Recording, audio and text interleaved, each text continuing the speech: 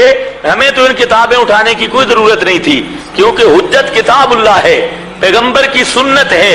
ये किताबों वाले बाद में पैदा हुए हैं, हम तो मजबूर हैं। अब लोग कुरान मानते ही नहीं है, सुन्नत मानते ही नहीं। हम कहते हैं चलो कुरान नहीं मानते, तुम्हारे नसीब में नहीं, ये बाबे वाली किताब मान लो, ये बाबा नहीं मानते, ये मान लो।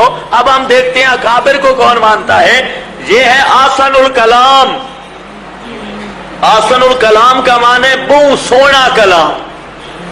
क्या माना होता है? बहुत बहुत आसनुल कलाम। इस कलाम से, वैसे तो कुरान है ना आसन अल हदीस, लेकिन ये आसनुल कलाम है। वो तो कुरान आसनुल हदीस है, अल्लाह नज़्ज़ला आसनुल हदीस।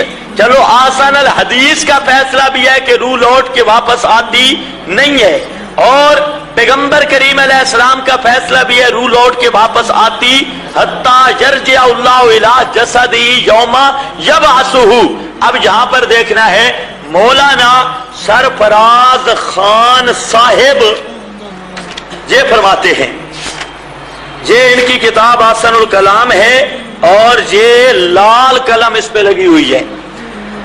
ये जिसको शक हो मैं पढ़ा दूंगा, और इबारत सुने इंशाअल्लाह सीने ठंडे होंगे। हजरत फरमाते हैं कुराने करीम, ये सफ़ा नंबर 18 और 19 जिल्दे 2 आसनुल कलाम। कुराने करीम सही अहादीस और इजमा से ये साबित है कि आसमानों में फरिश्ते, अरवाह, हजरात अंबिया, हजरत ईसा जज़्द उनसरी के साथ, बल्कि तमाम दीगर मोमिनों की रूहें आसमानों में मौजूद हैं। मौला सरफराज साहब कह रहे हैं कुरान का फैसला ये है, हदीस सहीहा का फैसला ये है, और उम्मत का इजमा ये है कि रूहें बदन में नहीं होती। रूहें कहां होती है? किसकी रूहें? अंबिया की रूहें, हजरात अंबिया किराम की रूहें। अब अब्दुल शुकूर त्रिमजी की पार्टी, मास्टरी फिरका, मास्टर अमीन का गिरोह, वो कहता है अंबिया की अरवाह अबदान उनसरिया के अंदर होती है, वो ये रट्टे लगाता है। मौलाना सरफराज खान सफदर कहते हैं, और कुरान कहता है अंबिया की अरवाह बदन में नहीं आसमानों में है। हदीस सहीहा कहती है अंबिया की अरवाह बदन में नहीं आसमानों में है, और उम्मत का इजमा कहता है अंबिया की अरवाह बदन में नहीं, अंबिया की अरवाह कहां होती है? कुरान का मुनकर कौन होता है? सही जरा ख्याल करना है, कुरान का मुनकर कौन है? हदीस सहीहा, इजमा उम्मत। काफिर न कहो, आलो सुन्नत से खारिज तो कम अज कम होगा ना। अब हम कहते हैं दो सूरतें हैं। ये मौला सरफराज साहब का दावा, मौला सरफराज बने इमाम आलो सुन्नत, और ये आसनुल कलाम का दावा दो हाल से खाली नहीं।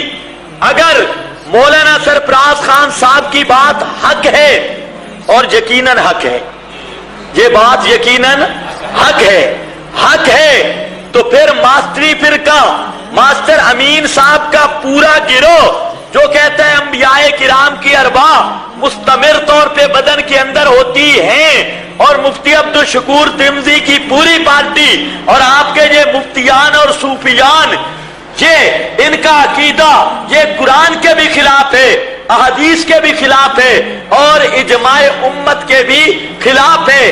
अब जरा मैं देखता हूं, मैं युशाकिर रसूला मिन बाद मा तबय्यन लहुल हुदा व यत्तबे गैर सबीलिल मोमिनीन, सारे मोमिनों के रास्ते से हटकर, इजमाए उम्मत के रास्ते से हटकर, कुरान से हटकर, हदीस सहीहा से हटकर, अब तेरी मर्जी है, कुरान मान ले, कुरान का फैसला है रूह बदन में होती किसी की भी, अंबिया का लफ्ज भी मौजूद है, हदीस मुतवातरा का, हदीस सहीहा का फैसला है कि रूह बदन में होती, और उम्मत का इस पर इजमा है कि रूह बदन में होती नहीं है। लेकिन मैं इंसाफ का वास्ता देता हूं, अगर मैं ये बात करूं, मुझ पे तो बड़े फतवे होते हैं, और ये बात नुसरतुल उलूम से लिखी के आए, इस पर फतवे क्यों नहीं? ये कौम शुएब के ये क्यों पलड़े बदले हुए हैं, लेने के पाठ और देने के, और یہ بات نصرت العلوم سے آئی ہے، اور وہ کہتے ہیں یہ قرآن حدیث صحیحہ اجماع کا فیصلہ ہے۔ ایک مولوی کو جب میں نے پیش کی، کہتے ہیں مولانا سرفراز صاحب بھول گئے ہیں۔